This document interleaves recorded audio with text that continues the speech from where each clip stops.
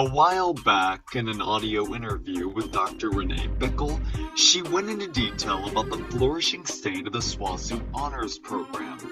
Bickle tackled the rumors regarding the program being possibly cut last year, as well as the support it garnered from both students and faculty alike. Events going on, and she said something about there were issues trying to keep the program alive over the past year or so.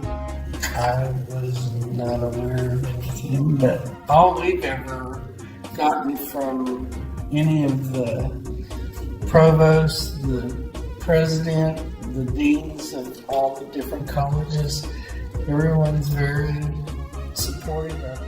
And so, in light of this information, we're giving you an inside look into this highly regarded program.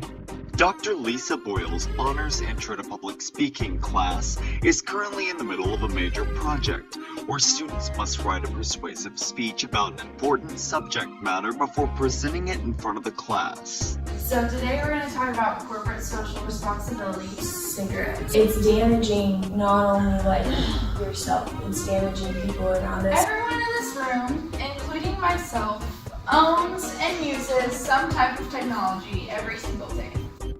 Boyles also had her own comments about the honors program, mostly regarding the differences between the honors program courses versus their general education counterparts. It's kind of just amping up that section. For example, in honors, some of the differences are that, when you do speeches, I require that you have more references than speeches from the regular section.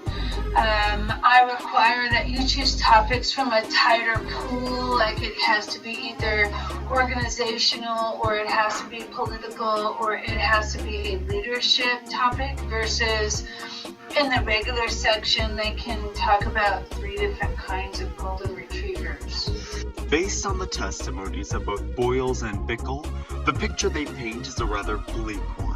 It's abundantly clear that the honors classes are far different from their GE counterparts, and they still continue to maintain support across the campus.